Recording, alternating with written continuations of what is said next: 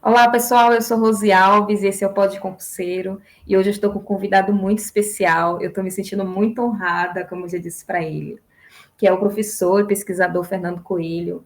A gente, pensando num tema para ajudar vocês que estão se preparando para o CNU, políticas públicas, né, que é o que está no coração de todo mundo que está se preparando, e eu acho que os últimos concursos públicos a gente nunca pensou tanto em políticas públicas, né, a importância disso para a sociedade, e estudar para concursos precisa ter esse tom, né, da gente olhar o conteúdo e olhar para a sociedade, e não ficar algo estanque, decoreba, sobre o conteúdo. O que a pergunta, a banca examinadora vai trazer na prova, eu tenho que saber só isso? Não, a gente tem que ter uma visão ampliada e, quem sabe, elaborar uma discursiva, né, professor? Então, fique à vontade para falar dos seus trabalhos. A gente se conheceu, assim, foi uma cara de pau minha, né? Eu fui lá no LinkedIn chamar ele para fazer o episódio. Muito obrigada por ter aceitado. Eu que agradeço, Rose. É uma oportunidade de estar dialogando com você e todos os seus ouvintes. Parabéns pelo trabalho realizado. Estamos aqui à disposição para dialogar sobre o CNU e o conteúdo programático de políticas públicas, que é um conteúdo programático transversal nesse concurso nacional unificado. Isso. O concurso nacional unificado, ele trouxe a inovação, assim, no mundo dos concursos. A gente já tinha as notícias, mas ver o edital se concretizar, ver todos aqueles conteúdos se relacionando de alguma forma. O candidato ele se deparou numa situação que sem precedentes. Os cursinhos também, os conteúdos que eles já tinham gravado dos outros cursos, de outros concursos, já não poderiam mais ser usados para o CNU. E daí eu percebi as dificuldades de alguns cursinhos nesse sentido, de trazer um conteúdo mais próximo à realidade do CNU. Mas eu queria saber a sua visão do concurso público nacional unificado, das participações que você, dos estudos que você fez, para a gente dar uma conta para o pessoal que está escutando a gente. Muito bem, Rose. Eu venho estudando concursos públicos desde 2013. São 10 anos aproximadamente estudando concursos públicos, a partir inicialmente de colaboração que eu fiz com algumas bancas, e, sobretudo, quando houve a anulação de um concurso público na administração pública federal, que foi o concurso de especialista em políticas públicas e gestão governamental em 2013.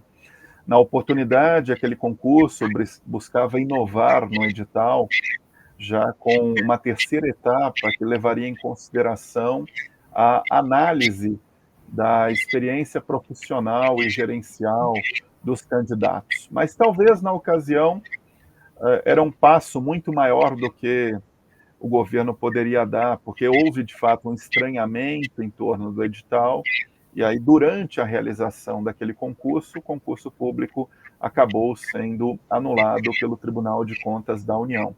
E aquilo me despertou para o tema, que nós precisamos, de fato, discutir modernização dos concursos públicos no Brasil, e sempre buscamos fazer essa discussão a partir de dois referenciais. Um primeiro referencial muito importante é como que a força de trabalho no setor público, ela de fato é representativa de uma sociedade. Então, paremos e pensemos. A burocracia pública brasileira, nos 3 níveis de governo, na União, nos estados e nos municípios, ela é representativa da sociedade brasileira? Pensando essa representação, eu posso fazer um debate do ponto de vista racial, eu devo fazer um debate do ponto de vista de gênero, pensando a administração pública federal e a administração pública estadual, eu devo fazer esse debate do ponto de vista territorial, por exemplo. Será que hoje a maioria das pessoas aprovadas em concursos públicos na administração pública federal são de Brasília e do Distrito Federal? Isso é preocupante, se a resposta for sim. Daí a importância do CNU. O CNU traz uma inovação em torno da discussão de representação da sociedade. a ideia da burocracia representativa. Essa é a primeira inovação. O fato do governo federal tomar uma decisão de fazer um concurso unificado e colocar a realização da prova em mais de 200 cidades brasileiras é uma baita inovação. Imaginemos que a maioria dos concursos públicos na administração pública federal, por vezes, estão restritas, né, a algumas capitais, além de Brasília, né? Isso restringe muito o acesso ao concurso público, pessoas que não têm renda, por vezes, para arcar o seu processo de deslocamento, o seu processo de hospedagem. Então, foi uma grande sacada, né, fazer um concurso público de fato nacional, presente em cidades que acabam representando num raio, né, das suas localizações em até 100 quilômetros, quase que 95% da sociedade brasileira. Acho que uma segunda inovação muito importante no CNU foi você trazer novos conteúdos programáticos. E aí a gente pode, daqui a pouco, também começar, por conta disso, dialogar sobre a transversalidade do conteúdo das políticas públicas. Em muitos concursos, né, durante a história administrativa brasileira, e podemos pensar da Constituição de 88 para cá, independente do cargo, quando falamos em administração pública, por vezes o conhecimento geral ele estava muito baseado no conhecimento da língua portuguesa, né, por vezes uma língua estrangeira, e, sobretudo, uma carga muito forte, Rose, do direito público, né, que tem contribuições muito importantes a partir do direito constitucional, do direito administrativo, né, mas, por vezes, esse conhecimento do direito que é basilar no setor público, ele não era devidamente contextualizado, ele levava a um processo de um estudo muito baseado na memorização, que, por vezes, depois, os candidatos aprovados pouco recorriam a esse tipo de conhecimento, né? Porque aquilo tinha ficado lá para ser estudado e aprovado no certame. E a ideia de se trazer políticas públicas de uma forma transversal, a gente pode afirmar que políticas públicas hoje é um novo direito público nos concursos públicos. A ideia é que eu preciso pensar, né, o que é o Estado em ação. E não tem melhor conceito para a política pública, de um ponto de vista genérico, que política pública é o Estado em ação, né? É o que um governo decide fazer e não fazer, por que ele faz, né, por que ele deixa de fazer, ao fazer, quem ganha o quê e por quê. Essa é a dimensão política das políticas públicas, né? E nós também pensamos a dimensão administrativa. Uma vez tomada uma decisão em torno de uma política pública, às vezes, por vezes ela é positivada na lei, em uma norma, né? Pode ser uma mudança constitucional, pode ser uma legislação infraconstitucional, pode ser um decreto, pode ser uma portaria, mas tudo isso vai ser traduzido em ação governamental.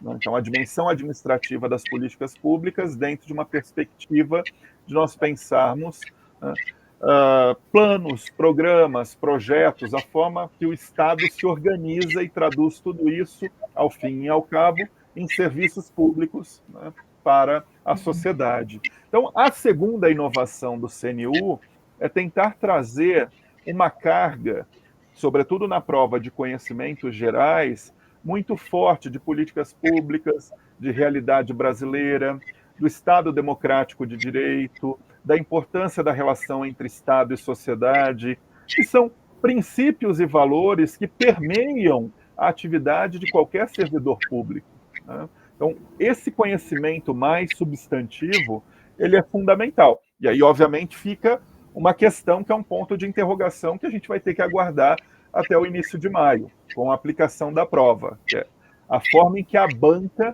vai dar conta dessas questões, né?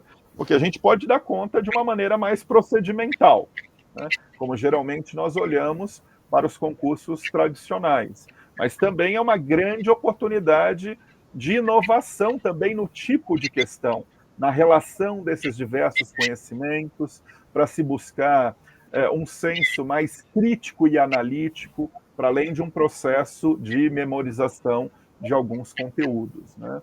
Então, a introdução de políticas públicas como um tema transversal também traz essa expectativa da própria prova poder inovar, né? Ir além simplesmente de pedir para as pessoas saberem, se sabem dizer qual é o modelo A ou B de análise de políticas públicas, qual é o conceito C ou D, mas como que esses conceitos e modelos são mobilizados à luz da realidade brasileira e tentam ser cobrados numa perspectiva mais crítica e analítica. Pelo menos esse é o meu desejo. Vamos aguardar para ver a prova lá em maio, né?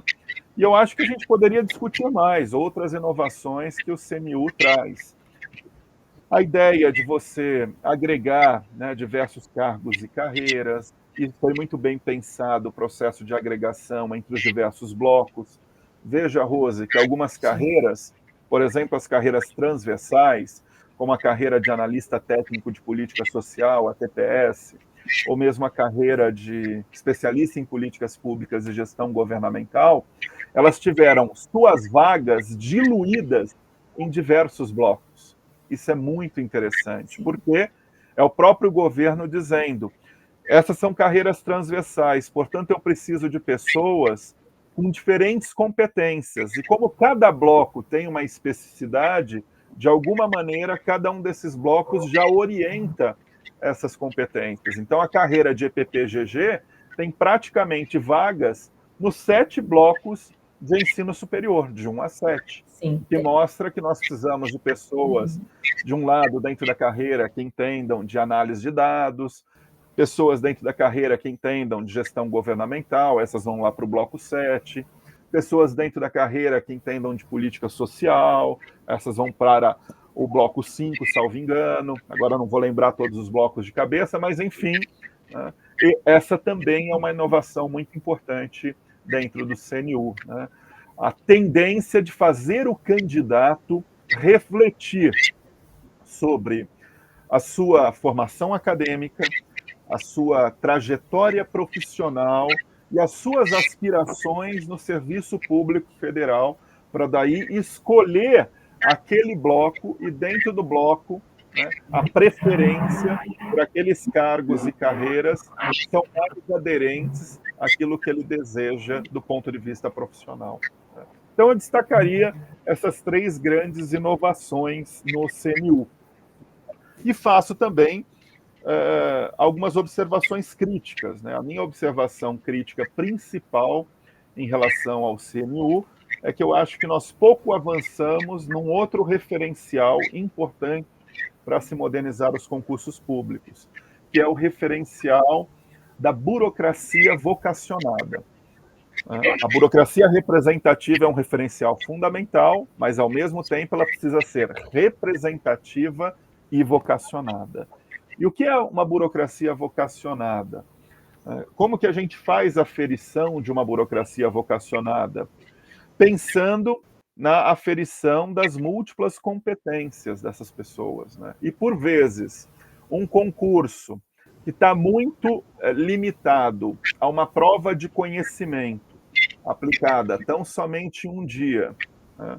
Com 20 questões de conhecimentos gerais pela manhã e mais uma questão discursiva, né, específica pela manhã, e 50 questões de conhecimentos específicos pela tarde, e a gente não ter outras fases. Tudo bem, algumas carreiras ali presentes no CNU, tem análise de experiência profissional, de tempo de serviço, tem prova de título, mas nós precisamos também discutir no Brasil formas adicionais de aferição de competências, né, de habilidades dessas pessoas. Por exemplo, tem carreiras onde provas práticas, na minha opinião, são fundamentais, né, por mais que sejam difíceis de serem operacionalizadas, mas você precisa colocar o candidato numa situação prática de trabalho, assim como você, quando está contratando um professor universitário, ele tem uma prova didática, né? Assim como se você estiver contratando hoje em um município brasileiro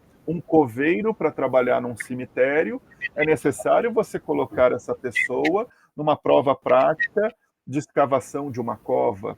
Eu estou pegando diferentes exemplos, né? E não é porque a burocracia pública federal está muito calcada em atividades técnicas administrativas, por vezes de escritório, vamos assim dizer, né, que essa burocracia prescinde de uma avaliação prática. Então, eu sou, olhando para a experiência internacional, né, dos mais diversos países, quando você olha para processos de recrutamento e seleção, você olha para processos que também fazem aferição dessas outras competências. Então, eu tenho uma crítica, sim, ao CNU, que é a mesma crítica que eu faço para os concursos públicos de uma maneira geral, quando eles ficam restritos a provas de conhecimento, sejam elas conhecimentos que vão ser aferidos por questões de múltipla escolha, às vezes tem concursos que só ficam baseados em questões de múltipla escolha, isso é um problema, sequer avançam para questões discursivas.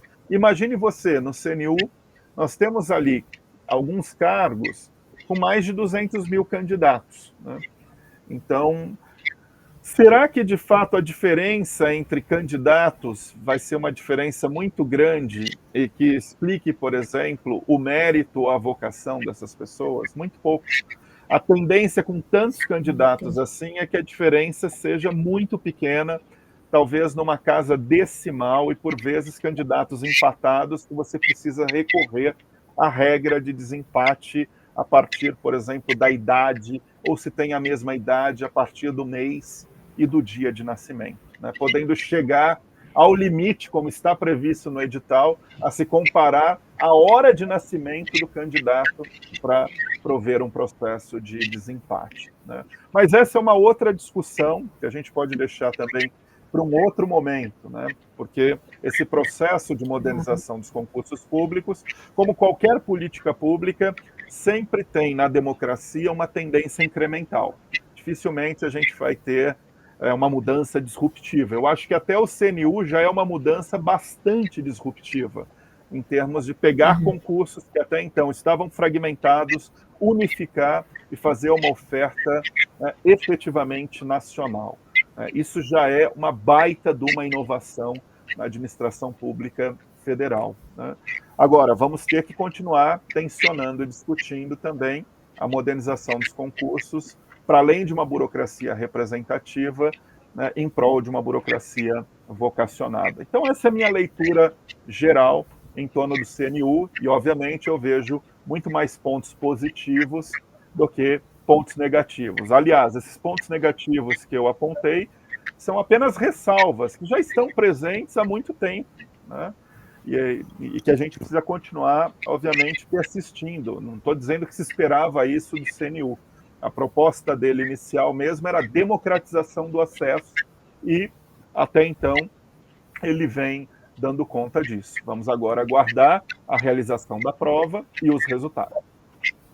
Isso. E os próximos, né? Os próximos concursos nacionais unificados. E também, porque tudo é uma evolução, né? Foi o ponto de partida e ter essa evolução. O meu grande receio é a banca examinadora.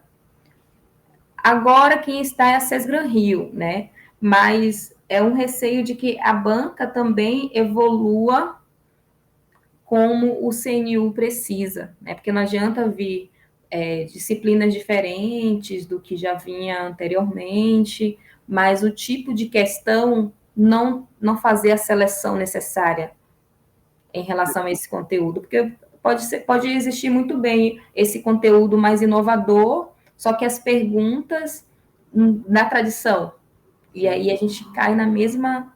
Exatamente, ou seja, qual é um risco, né? Como eu mencionava anteriormente, talvez não fui muito explícito. O risco é da mesma forma que nós tratamos aqueles conteúdos gerais de direito público em muitos concursos, apenas com uma pegada tradicional, que acaba levando os candidatos a se prepararem a partir de uma mera memorização, né? Isso também pode vir a acontecer, né, com o conteúdo de políticas públicas, entre outros conteúdos, se eles não forem pensados, né, dentro dessa proposta de inovação, né, dentro de uma abordagem um pouco mais crítica e analítica, que façam os candidatos refletirem, né, à luz do trabalho no setor público, enfim, corre-se esse risco, né? Até porque essa é uma tendência geral no mundo dos concursos públicos. Rose, é muito difícil, de fato,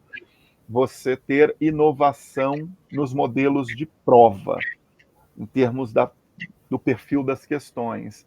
Até há por vezes, um desincentivo a isso, até pela própria indústria do concurso, considerando, às vezes, baixos incentivos para se elaborar provas criativas, né? Eu estou olhando agora para dentro das organizações, né?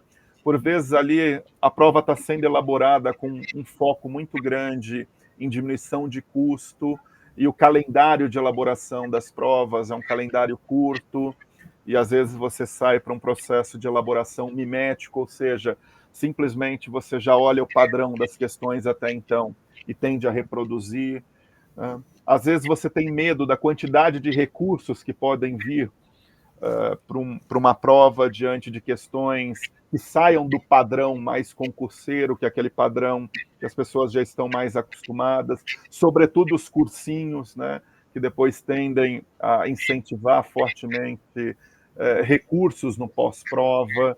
Então, há um baixo incentivo, por vezes, em você inovar os tipos de questão. Eu até costumo fazer um exercício depois de alguns concursos públicos, e vou ser muito sincero aqui. O que eu faço, geralmente, depois de alguns concursos públicos? Eu entro nos fóruns de concurseiro. E, geralmente, quando a prova está sendo muito criticada, aquilo me acende um alerta para eu ir analisar a prova no sentido que eu acho que aquela prova teve algum nível de inovação. Sim. Porque quando a prova é pouco criticada, ela veio num padrão esperado, né? Ela reproduz um padrão. Quando ela sai desse padrão, é o primeiro indício, a partir de reclamações, para nós, na academia, irmos fazer análise dessas provas para ver se houve ali, né, algum tipo de inovação. E a primeira forma de inovar nas questões é quando ela sai desse padrão concurseiro mais tradicional. Então, está aí um grande desafio, né, para a Sesgran Rio, que está a cargo deste concurso público nacional unificado, né, que eu creio que nos concursos anteriores que ela veio fazendo, como, por exemplo, o concurso do IPEA, ela acertou nas questões e nos níveis, sobretudo na prova objetiva, até porque a tradição da Sesgran Rio, como a gente dialogava um pouquinho antes de começarmos a gravação, é uma tradição muito mais de fazer provas para administração indireta, né, dentro de uma abordagem que, por vezes, o conteúdo permite alguma intercambiabilidade com uma pegada mais de gestão empresarial, né, porque a administração indireta acaba tendo uma parte instrumental que se aproxima também da administração de empresas, e agora o CNU, né, trazendo à baila um conteúdo programático muito típico, né, do setor público estatal, que requer uma abordagem não apenas técnica, mas técnico-política, né? Aquilo deve ser pensado também dentro da dimensão da política, e por isso a importância das políticas públicas, porque quando nós falamos de política pública, nós estamos usando aqui a palavra política em 3 acepções. Numa acepção da polity, em língua inglesa eu tenho que usar o recurso, porque na língua portuguesa a palavra política, né, é a mesma palavra para múltiplos significados, né? Na língua inglesa você consegue fazer variações. Então, a polity, com TY no final, são as instituições políticas. Então, políticas públicas requer a compreensão das instituições políticas, das normas, das regras, dos procedimentos, né? O resultado de uma política pública depende de uma instituição política. Por exemplo, paremos e pensemos na pandemia, o resultado das políticas públicas em países cuja forma de Estado é unitária, e em países cuja forma de Estado é uma federação. Numa federação, é muito mais difícil você coordenar diferentes níveis de governo. Então, a resposta na pandemia Foi muito mais difícil em países federados do que em estados unitários. Isso é só para mostrar para aqueles que estão nos ouvindo a importância da análise institucional, e aqui eu estou mobilizando uma instituição que é a forma de Estado, né? Dizendo, olha, se pegarmos os 200 países em torno do mundo, nós temos muitos estados unitários e algumas federações. Federações têm mais dificuldade de coordenação, né, interfederativa. Um outro P da política pública é a politics, é o CS no final, né, que é a dinâmica política. A dinâmica política ela pode ser pensada a partir de dois referenciais. Um referencial, que é o referencial normativo. Você espera que a política seja feita de acordo com a norma. Por exemplo, quando nós vamos falar que esperamos que a administração pública funcione a partir dos princípios administrativos consagrados na Constituição de 1988, o princípio da legalidade, da impessoalidade, da moralidade, da publicidade. Isso é você pensar a dinâmica política a partir da norma. Mas aí nós podemos pensar o seguinte: a administração pública, ela sempre vai funcionar dentro dessas normas? Não. Existe uma real política num nível de afastamento disso, a partir do comportamento dos atores políticos. Então, entender a dinâmica política é entender diferentes gramáticas políticas, a forma de se fazer política a partir de uma relação entre Estado e sociedade. Por exemplo, tem políticas que a norma está dizendo, ela tem que ser universal. De fato, todas as políticas são universais, né? Tem políticas que, a despeito da orientação universalista, elas atendem uma determinada clientela, a ideia de clientelismo. Clientelismo é uma gramática política, né, muito antiga no Brasil. Você pega uma determinada área de governo que, por vezes, tem uma decisão de alocação orçamentária, né, para dentro de um território que representa político-eleitoralmente pessoas que estão tomando aquela decisão. Isso é só para a gente compreender que numa análise de políticas públicas, para além da análise das instituições, nós também temos que olhar para a dinâmica política. E depois, obviamente, olhar para a policy, CY no final, para a política pública, que é expressada a partir de diretrizes, né, conteúdo da política, por exemplo. Como que as políticas se manifestam? Você tem manifestações políticas desde narrativas governamentais. A narrativa de um governo é uma manifestação política. A forma em que essas narrativas são traduzidas em artefatos administrativos, como planos, né, pensa um plano plurianual, como um programa governamental, como um projeto público, são formas de tradução dessa policy, dessa diretriz política, né, em um artefato administrativo. Dentro da ideia também de políticas públicas como diretriz, muitas dessas diretrizes envolveram tomadas de decisão e já foram positivadas na lei. E aí nós estamos nos aproximando de uma compreensão da política pública dentro de uma dimensão jurídica, né? A política pública partindo das leis, né? Desde de normas constitucionais até uma legislação infraconstitucional, né? Nós temos que pensar o próprio conteúdo das políticas, porque, por vezes, você pode ter a continuidade administrativa de um programa entre dois governos, mas o conteúdo da política muda de acordo com a orientação político-ideológica. Enfim, isso faz parte também da política dentro da instituição democrática, né? Porque na democracia nós temos alternância de poder, e dentro da alternância de poder você, obviamente, vai ter ajustamentos políticos e ideológicos no conteúdo das políticas. Então, esse é um debate de políticas públicas, né?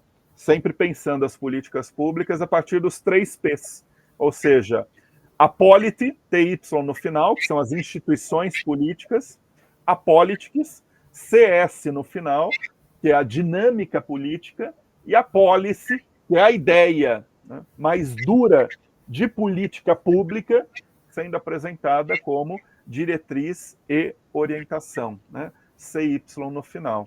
E essas diretrizes e orientações, nós já podemos aqui começar a pensar elas dentro de um ciclo de políticas públicas, né? O que seria o ciclo de políticas públicas? É pensarmos o processo de produção das políticas públicas em etapas e fases. Não que toda política pública siga esse sequencialismo lógico. Pelo contrário, são poucas as políticas públicas que têm esse sequencialismo lógico de um ciclo. Então, o ciclo, ele é muito mais, como nós dizemos na academia, um modelo heurístico, que é um modelo para você parar e organizar as suas ideias do ponto de vista para estudar as políticas públicas. Então, como que eu posso estudar as políticas públicas? Eu vou pensar em fases ou etapas da política pública. Ou imagine você um gestor público. Como que ele trabalha com política pública? Ele pode pensar esse trabalho organizando a ação também em fases e etapas. Então, o ciclo de políticas públicas, ele não explica a ocorrência das políticas públicas, mas ele ajuda nós organizarmos a ideia, seja para estudar as políticas públicas, seja para pensarmos a nossa intervenção nas políticas públicas, como gestores públicos ou como pessoas da sociedade civil interessadas nas políticas públicas e queremos intervir sobre a política pública. Então, nós vamos intervir em que momento? No momento em que as primeiras ideias estão surgindo, talvez num debate legislativo, né? Essa é uma fase importante, que a gente fala da agenda governamental, né? A forma em que as ideias estão surgindo ali, estão sendo criadas diferentes narrativas políticas, né, até elas serem devidamente apropriadas pelo governo. Então, pensando o ciclo de políticas públicas, e tem diferentes formas de nós pensarmos esse ciclo, Rose. Mas, de uma maneira resumida, a gente pode pensar o ciclo de políticas públicas iniciando pela identificação do problema público. Ou seja, toda política pública parte de um problema público. Quando estamos discutindo políticas públicas, nós estamos discutindo problemas públicos. E problemas públicos existem ao infinito.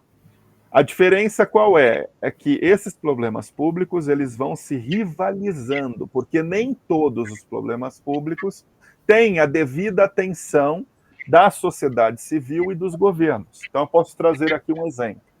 Pensemos as eleições municipais de 2025. Quais são problemas públicos que estão na agenda para essas eleições municipais que estão se aproximando? Dois grandes temas: segurança pública, né, e mobilidade urbana. Segurança pública por conta do aumento de índices de criminalidade, né, sobretudo no pós-pandemia, que começam a ser discutidos também em termos de uma responsabilidade ou corresponsabilidade municipal dos prefeitos. Por mais que a segurança pública no Brasil seja de competência constitucional, sobretudo dos estados. Né? Muito bem. E a mobilidade urbana, né? Que é um debate também bastante recorrente, mas que chegou num momento importante, pensando também que no pós-pandemia pessoas voltam a utilizar maciçamente o transporte público, né? E, enfim, e aí começam discussões sobre política de transporte urbano, se deve ter gratuidade, se não deve ter, gratuidade no final de semana, enfim, está na agenda você pensar hoje, então, segurança pública e mobilidade urbana. Agora pense, se eu voltar nas eleições municipais de 2020, isso não estava na agenda. Eram outros problemas públicos que nós estávamos discutindo. Então, lá em 2020, nós estávamos discutindo saúde pública por conta, naquele instante, da primeira onda da pandemia, que depois ia até se agravar em 2021 com a segunda onda. Né? Ou nós estávamos discutindo educação pública diante da suspensão das aulas presenciais e a necessidade de adaptação para o ensino remoto emergencial. Né? Enfim, então a agenda pública ela é uma agenda que vai tendo variações no decorrer do tempo, né? E os problemas vão se rivalizando entre si. Isso é uma etapa importante das políticas públicas, a relação entre a identificação do problema e a formação da agenda governamental. E a agenda governamental ela é discutida em políticas públicas por diversos modelos de análise. Como que determinados problemas públicos chegam na agenda de governo? Então, existem modelos de análise, como o modelo de fluxos múltiplos do John Kingdon, que vai explicar que em determinado momento o fluxo de problemas públicos se encontra com fluxo de solução a partir da tensão de alguns empreendedores públicos, que são pessoas, como indivíduos ou coletivos, que conseguem colocar aquilo na agenda governamental. Tem modelos que mostram que podem ser disputas entre diferentes coalizões em torno de um tema. Então, paremos e pensemos, por exemplo, o tema ambiental no Brasil é um tema de disputa, né? Eu posso pensar aqueles que são a favores de um processo mais forte de desenvolvimento sustentável, aqueles que são mais conservadores, que preferem ainda um processo de desenvolvimento tradicional. E aqui eu não estou fazendo um debate de juízo de valor a partir do meu valor entre quem está certo ou quem está errado.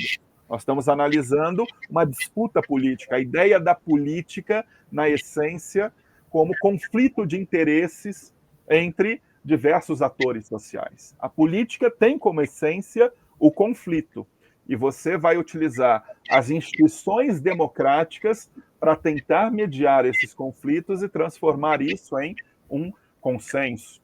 E aí, quando isso sobe para uma agenda governamental, isso passa a ser processado politicamente, tecnicamente, você passa a pensar uma formulação de alternativa, né, de solução para esse determinado problema. E aí você também não tem uma única forma de solução, tem diferentes soluções que vão ser disputadas entre diferentes grupos que têm predileção por uma solução ou por outra solução.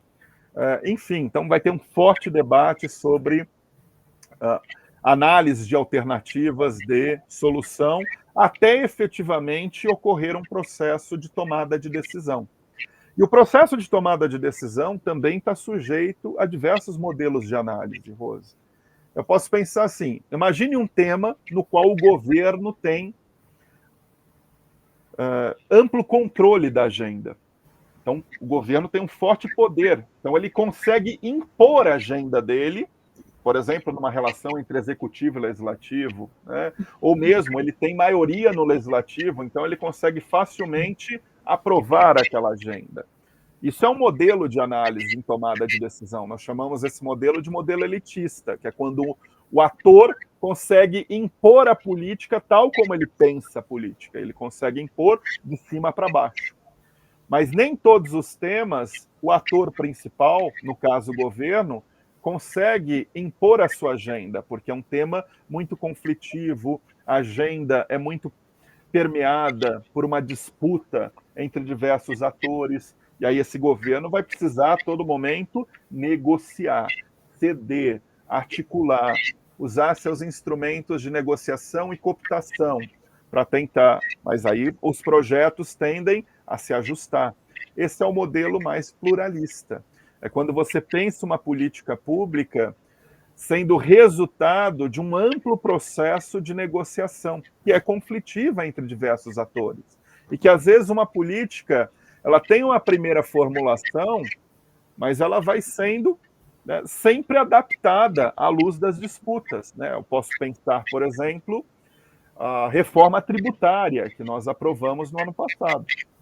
Quando eu estou discutindo um tema como reforma tributária, ele é um tema muito sensível. Né? Reforma tributária é uma discussão, como nós chamamos na literatura, de uma política pública redistributiva, ou seja, alguém ganha, alguém perde. Por quê? Porque os custos dela estão concentrados numa parte da sociedade e os benefícios numa outra parte. Então você vai fazer uma redistribuição. E fazer isso não é trivial. Imagine uma discussão entre os 3 níveis de governo no Brasil. Né? Quem vai ganhar e quem vai perder? Quem vai arrecadar mais, quem vai arrecadar menos? Enfim, né? Então é um tema muito sensível, que requer uma estratégia de tomada de decisão muito mais pluralista, que é aberta, né, a um processo de negociação, e que, portanto, tem um resultado muito mais incrementalista da política pública, né, que é aquele resultado gradualista. Você não tem grandes avanços, né? Mas você vai tendo pequenos avanços e que também estão sujeitos a avançarem e recuarem, porque o processo não necessariamente é linear. Uma Sim. política pública, né, ela pode ser construída, desconstruída, ela pode ficar estagnada, podem ter momentos de grande estagnação da política, podem ter momentos de grandes mudanças.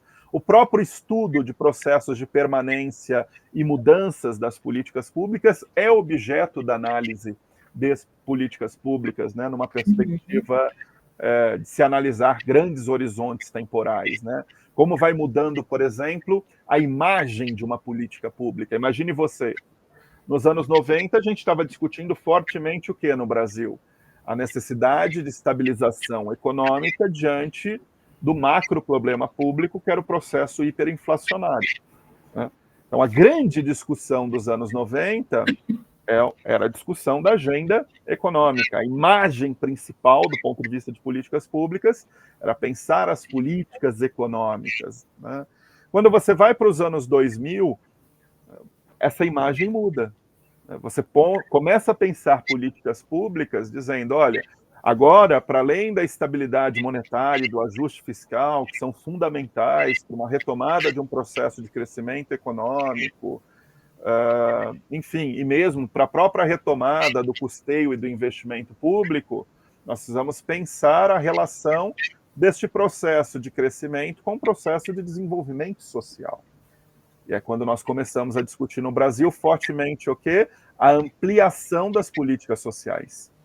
Lembrando que as políticas sociais tinham sido consagradas lá na Constituição de 88, né? Direitos sociais consagrados, e o papel do Estado passa a ser em traduzir esses direitos sociais em políticas sociais universais, né? É o momento que a gente começa a formular e implementar o SUS, né? É o momento em que a gente começa a fazer um redesenho de um arranjo colaborativo em prol da universalização da educação básica, né?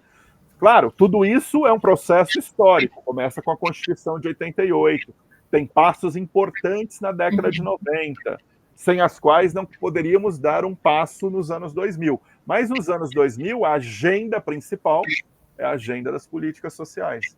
E aí nós começamos a discutir a ampliação das políticas sociais, né? Por isso que o governo Lula I, por exemplo, foi muito forte em termos da estruturação do Ministério do Desenvolvimento Social, né?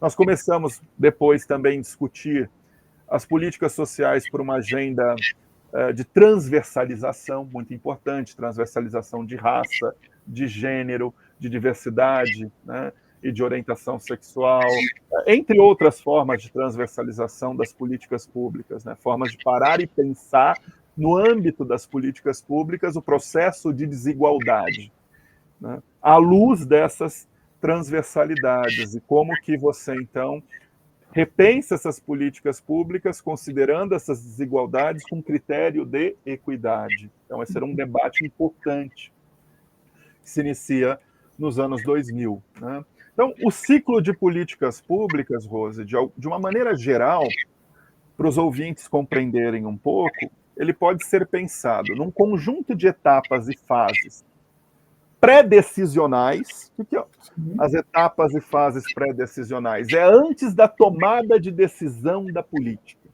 E elas são muito importantes.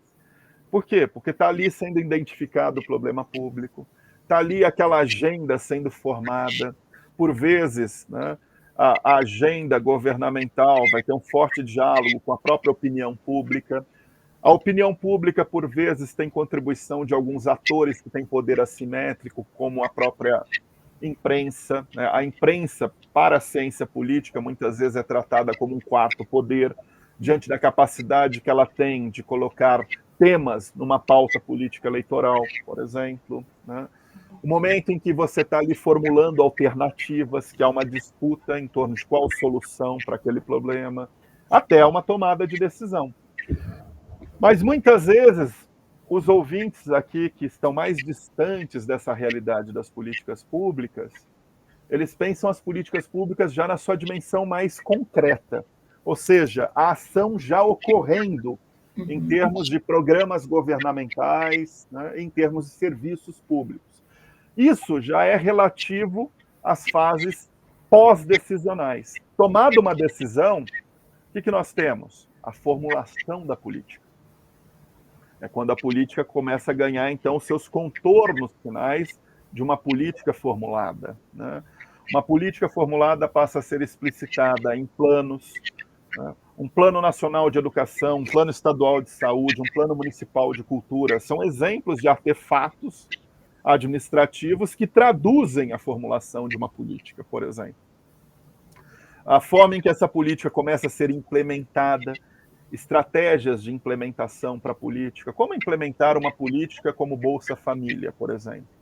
Que eu tenho que conhecer, imagine isso, 20 anos atrás, lá em 2003, 2004, que eu tenho que conhecer, a partir das realidades dos 5.568 municípios brasileiros, onde estão as pessoas com vulnerabilidade social.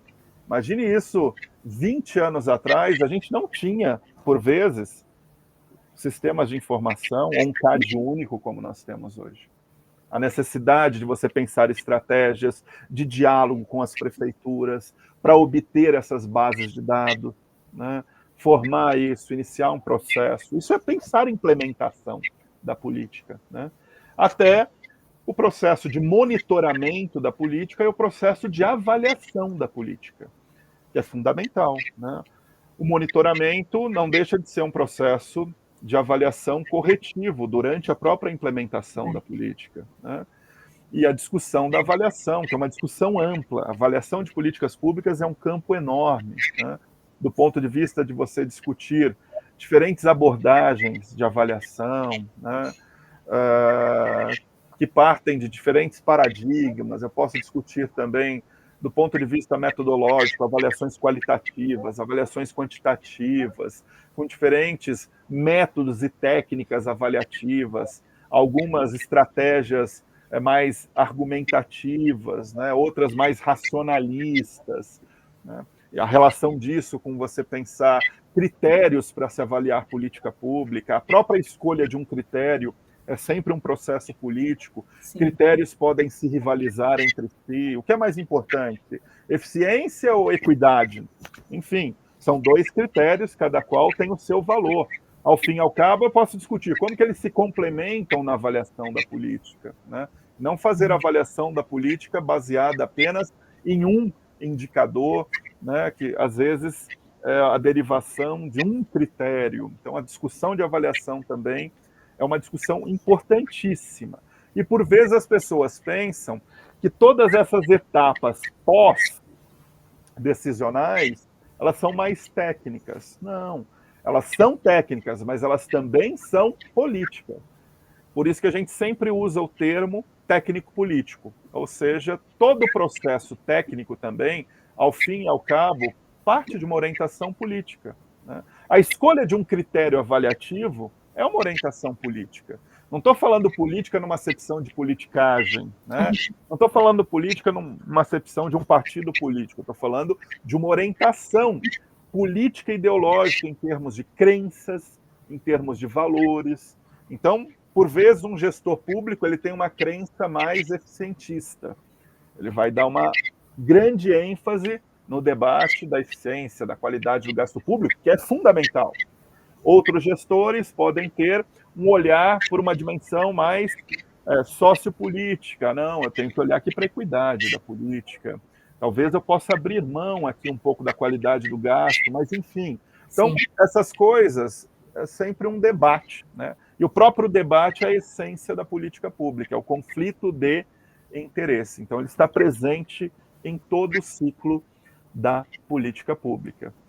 E eu creio que um item aqui fundamental, para a gente começar a encaminhar para o final da nossa conversa, é pensar que, por vezes, Rose, quando a gente pensava a política pública no século XX, nós pensávamos ela dentro de uma tradição muito estadocêntrica, ou seja, muito fechada dentro do aparelho do Estado. E, sobretudo, num país como o nosso, que tem uma forte tradição autoritária, porque nós institucionalizamos grande parte do aparato estatal durante regimes autoritários no Brasil, né? A própria burocracia, durante muito tempo, ela tem um comportamento hermético, fechado, distanciado da sociedade, numa linguagem muito técnica, pouco acessível. Por que eu estou dizendo isso? Porque para o final do século XX, início do século XXI, o paradigma emergente para se olhar para as políticas públicas é o paradigma sociocêntrico, que é a ideia, né, da relação, né, de coprodução das políticas públicas entre Estado e sociedade. E isso passa, aqui no Brasil, pelo processo de redemocratização. A própria Constituição de 88 vai trazer uma série de instituições participativas para as políticas públicas, né? A importância de você pensar conferências de políticas públicas, a importância de você pensar audiências de políticas públicas, a importância de você ter conselhos gestores tripartites de políticas públicas com representações da sociedade civil, né? Então, nós estamos diante de um paradigma emergente que requer uma forte aprendizagem social.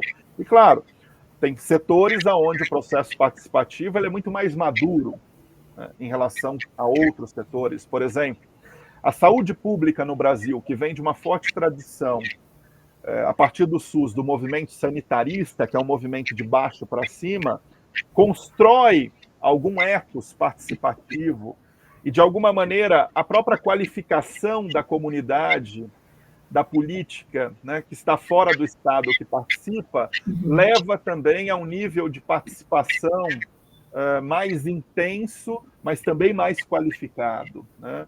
Então, é uma preocupação muito forte nas políticas públicas, na contemporaneidade, como que nós ajustamos na coprodução de políticas públicas essa relação entre Estado e sociedade.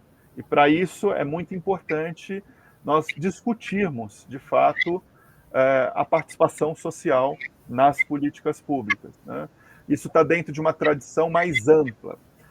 Não é só a participação vai depender, por exemplo, do nível de transparência governamental.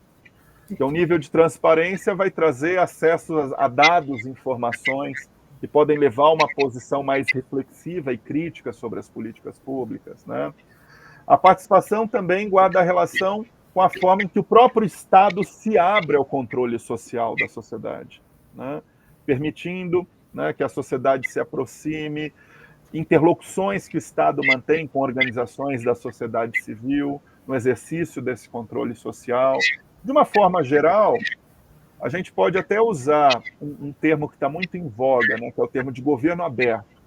Por vezes, o termo governo aberto, dentro de uma tradição mais técnica, ele fica sendo discutido a partir da ideia de compartilhamento de dados entre Estado e atores públicos não estatais. Mas governo aberto, numa acepção bem mais ampla, é a própria coprodução das políticas públicas entre Estado e sociedade por uma tríade, que é a tríade da transparência, da participação e do controle social.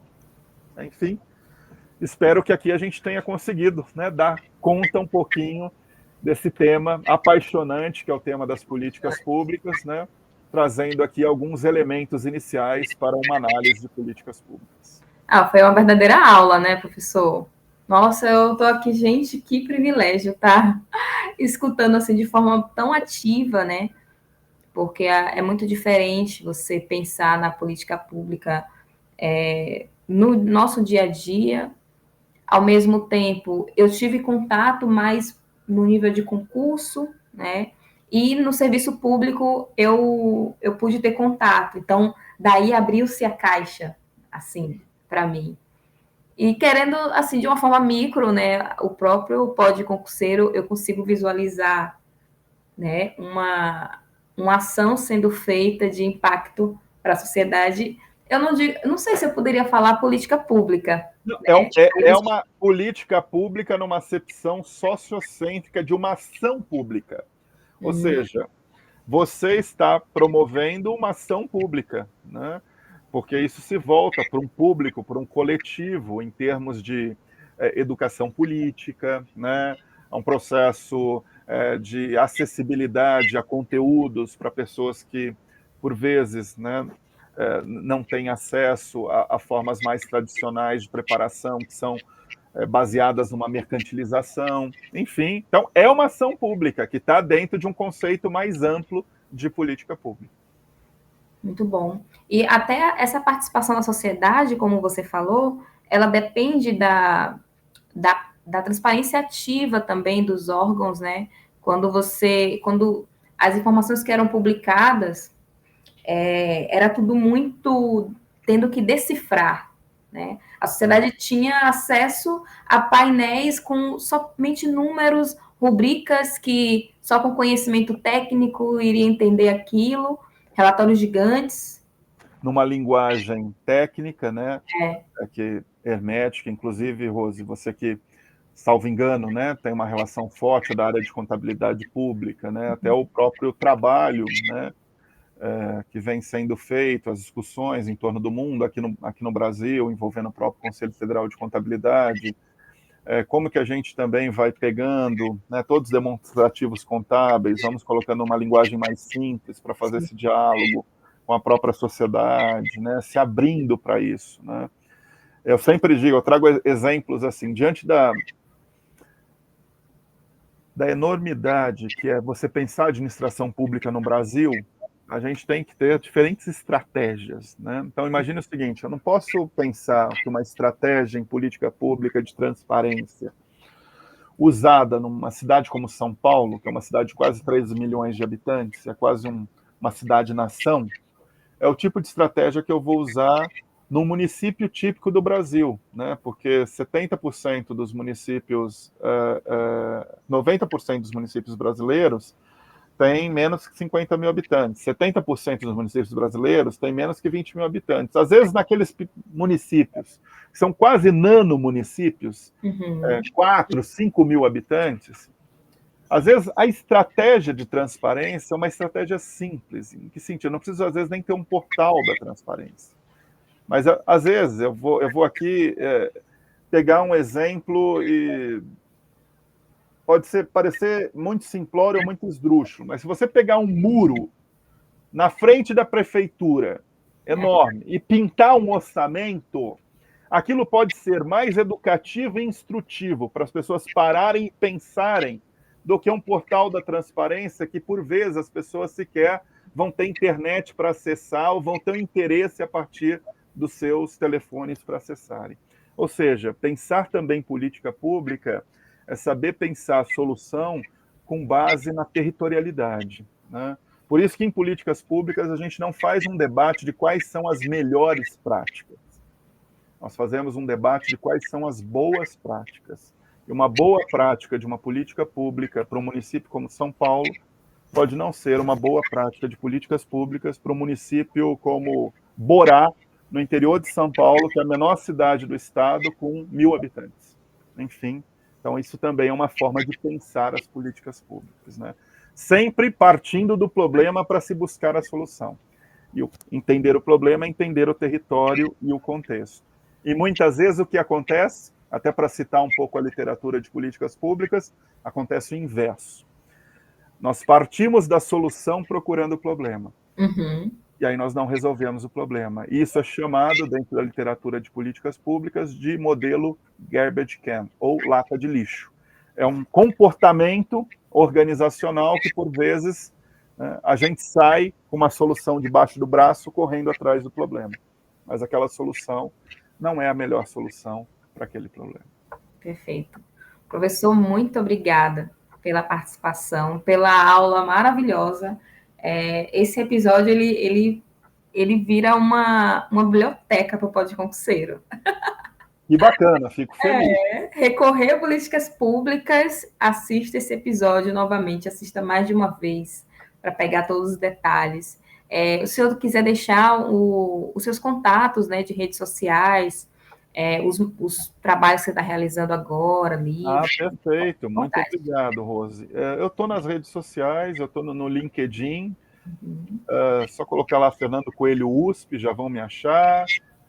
no Instagram, né, F de Souza Coelho, vão me achar, estou também no Facebook, enfim, por onde a gente sempre está aí dialogando, né, além de fazer um diálogo sempre por esses meios também com os nossos alunos da universidade, também dialogando com o público em geral, né. E o tema de políticas públicas eu venho trabalhando menos como temática de pesquisa e mais temática de ensino em termos de tentar organizar aquele conhecimento já existente de forma didática. Por quê? Porque aqui no Brasil, a área de políticas públicas ela é considerada, por vezes, uma subdisciplina, um subcampo da ciência política. E a ciência política desenvolveu muito bem as pesquisas em políticas públicas e continua desenvolvendo, mas dentro de uma pegada mesmo mais acadêmica, né, de fazer avançar o conhecimento e muitas vezes não de comunicar esse conhecimento para o público em geral. Então a gente vem fazendo um trabalho mais de sistematizar esse conhecimento numa linguagem didática e acessível para esse público em geral, né? Então, por conta disso, a gente também tem um livro de políticas públicas, né, pela editora Cengage, eu, professor Leonardo Sec, que é autor desse livro desde a primeira edição. Nós entramos, eu e o professor Valdemir Pires, na terceira edição. Em breve teremos a quarta edição, no final desse ano, no máximo no início do ano que vem, né?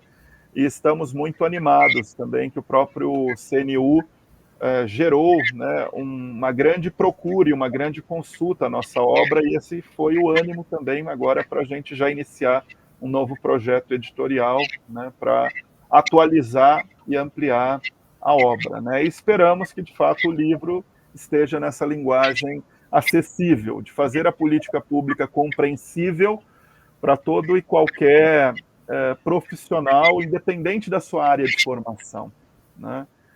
Isso é muito importante, né? Afinal, todos nós estamos direto ou indiretamente relacionados com as políticas públicas. Volto a dizer, a política pública, ao fim e ao cabo, é o Estado em ação. E cada vez mais esse Estado em ação em relação com a sociedade, transformando a política pública em ação pública.